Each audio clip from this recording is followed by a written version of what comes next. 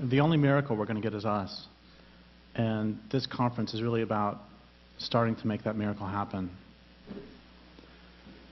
Sophie Scholl of the White Rose Society, who was killed by the Nazis for her resistance, said, "Somebody, after all, had to make a start. What we wrote and said is also believed by many others. They just do not dare to express themselves as we did." So Earth at Risk is a conference about fighting back. The dominant culture, civilization, is killing the planet. And it's long past time that those of us who care about life on Earth began to take the actions necessary to stop this culture from destroying every living being. By now, we all know the statistics and trends. 90% of the large fish in the oceans are gone. There's 10 times as much plastic as phytoplankton in the oceans. 97% of native forests are destroyed, 98% of native grasslands. Amphibian populations are collapsing, migratory songbird populations are collapsing, mollusk populations are collapsing, fish populations are collapsing, and so on. 200 species are driven extinct each and every day. If we don't know the statistics and trends, we should. And by the way, have you noticed that you don't have to clean your windshield nearly as often as you used to? Even insect populations are collapsing.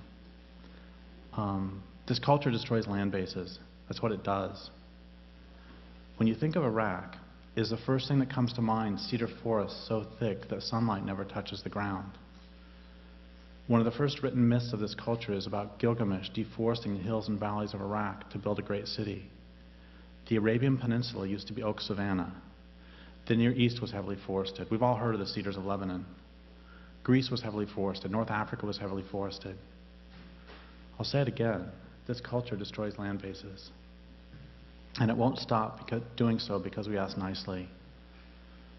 We don't live in a democracy. And before you gasp at this blasphemy, ask yourself, do governments better serve corporations or living beings? Do judicial systems hold CEOs accountable for their destructive, often murderous acts? Here's a couple of riddles that aren't very funny. Question: what do you get when you cross a long drug habit, a quick temper, and a gun? Answer: 2 life terms for murder, earliest release date 2026.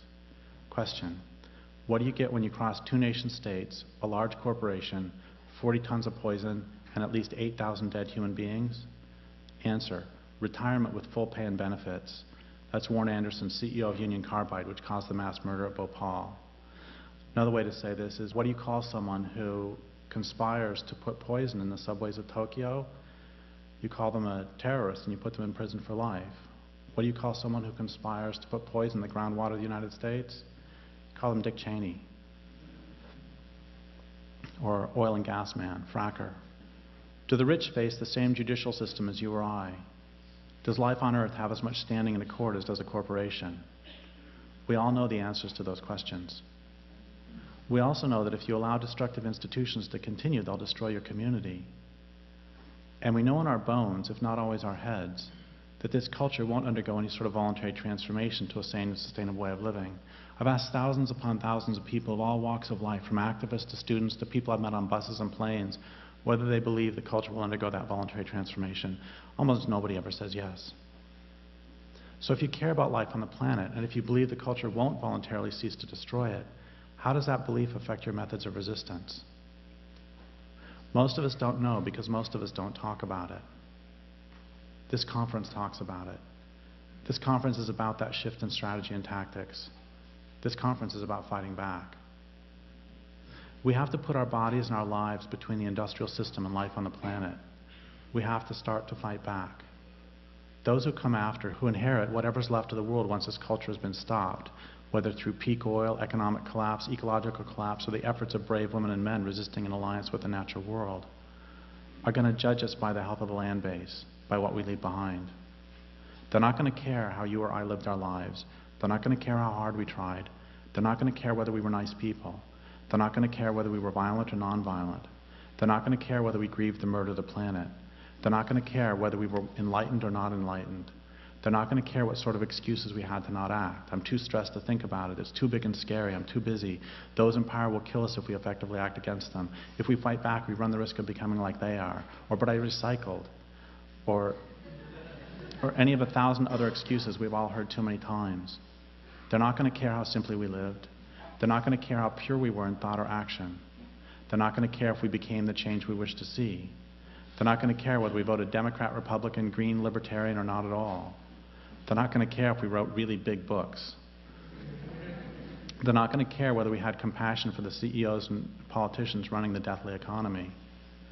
They're going to care whether they can breathe the air and drink the water. We can fantasize all we want about some great turning, but if the people, including the non-human people, can't breathe, it doesn't matter. Every new study reveals that global warming is happening far more quickly than was previously anticipated. Staid scientists are now suggesting the real possibility of billions of human beings being killed off by what some are calling a climate holocaust. A recently released study suggests an increase in temperature of 16 degrees Celsius, that's 30 degrees Fahrenheit, by the year 2100. We're not talking about this culture killing humans and indeed the planet sometime in the far distant future. This is the future that children born today will see and suffer in their lifetimes. Honestly, is this culture worth more than the lives of your own children? In The Nazi Doctors, Robert J. Lifton explored how it was that men who had taken the Hippocratic Oath could lend their skills to prisons where inmates were worked to death or killed in assembly lines. He found that many of the doctors honestly cared for their charges and did everything within their power, which meant pathetically little, to make life better for the inmates. If an inmate got sick, they might give the inmate an aspirin to lick. They might put the inmate to bed for a day or two, but not for too long, or the inmate might be selected for murder.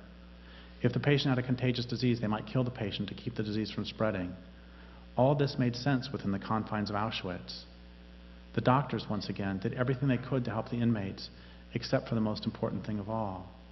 They never questioned the existence of Auschwitz itself. They never questioned working the inmates to death. They never questioned starving them to death. They never questioned imprisoning them. They never questioned torturing them. They never questioned poisoning them. They never questioned the existence of a culture that would lead to those atrocities. They never questioned the logic that leads inevitably to the electrified fences, the gas chambers, the bullets in the brain. We as environmentalists do the same. We fight as hard as we can to protect the places we love, using the tools of the system the best we can. Yet we don't do the most important thing of all. We don't question the existence of the whole death culture.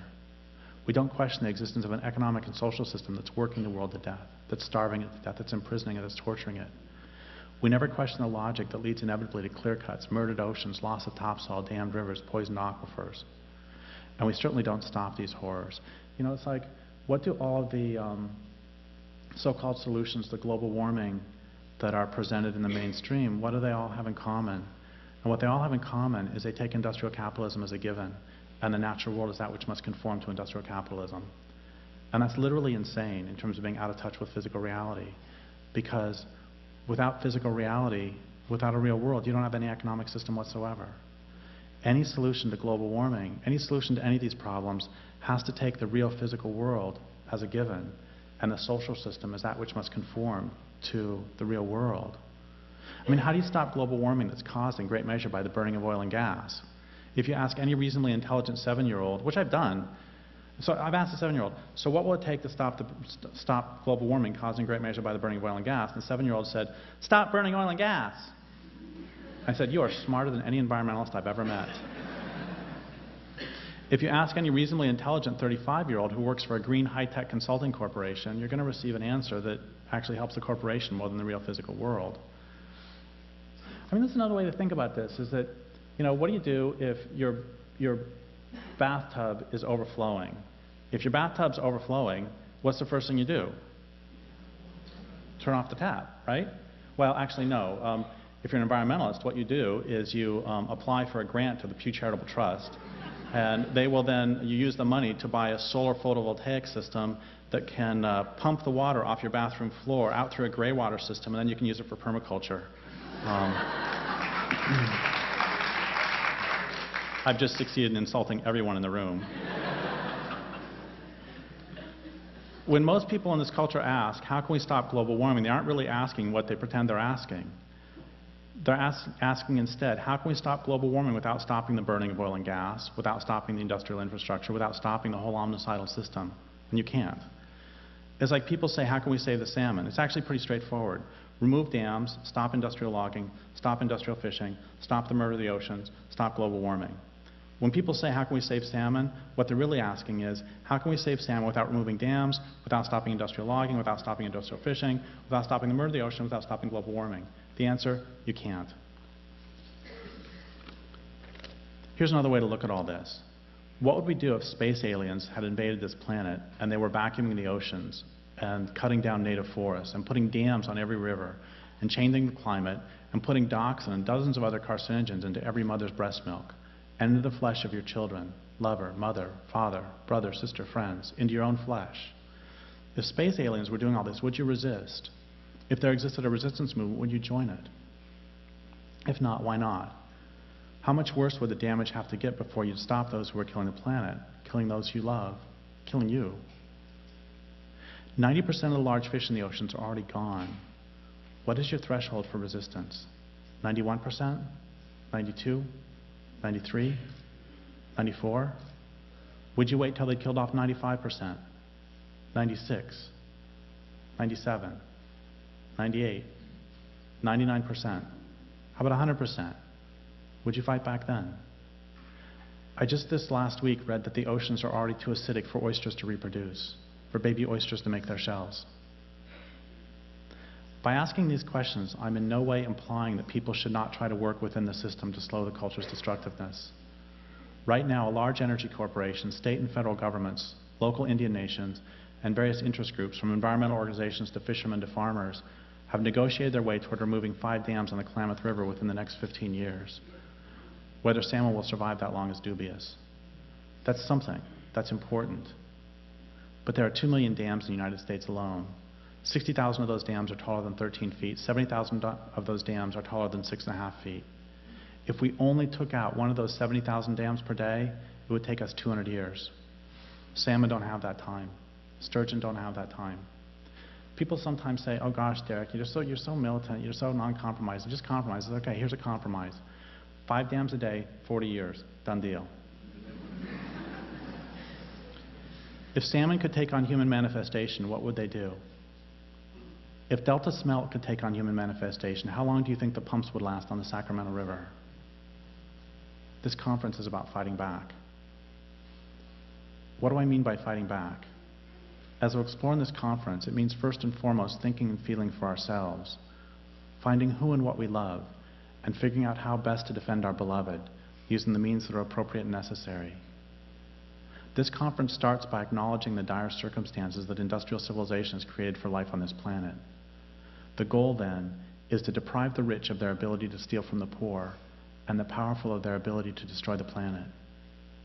It also means defending and rebuilding just and sustainable human communities nestled inside repaired and restored land bases. This is a vast undertaking, but it needs to be said. It can be done. Industrial civilization can be stopped. People routinely approach me to tell me how their hope and despair have merged into one. They no longer want to do everything they can to protect the places they love, everything that is except the most important thing of all, to bring down the culture itself. They want to go on the offensive. They want to stop this culture in its tracks, but they don't know how. This conference is a step toward creating a culture of resistance, and it's a step toward creating an actual resistance. It's a step toward creating the conditions for salmon to be able to return, for songbirds to be able to return, for amphibians to be able to return. This conference is about fighting back, and this conference is about winning. It is simply true that direct actions against strategic infrastructure is a basic tactic for both militaries and insurgents the world over for the simple reason that it works. But such actions alone are never a sufficient strategy for achieving a just outcome. This means that any strategy aiming for a just future must include a call to build direct democracies based on human and non-human rights and sustainable material cultures, which means that the different branches of resistance movements must work in tandem. The above ground and below ground, the militants and the nonviolent, the frontline activists and the cultural workers. We need it all. And we need courage. The word courage comes from the same root as coeur, the French word for heart. We need all the courage of which the human heart is capable, forged into both weapon and shield to defend what is left of this planet. And the lifeblood of courage is, of course, love. So while this is a conference about fighting back, in the end this is a conference about love. The songbirds and the salmon need your heart, no matter how weary, because even a broken heart is still made of love. They need your heart because they are disappearing, slipping into that longest night of extinction. And the resistance is nowhere in sight. We'll have to build that resistance from whatever comes to hand, whispers and prayers, history and dreams, from our bravest words and braver actions. It'll be hard, There'll be a cost, and in too many implacable dawns it will seem impossible. But we'll have to do it anyway. So gather your heart and join with every living being. With love as our first cause, how can we fail? Thank you.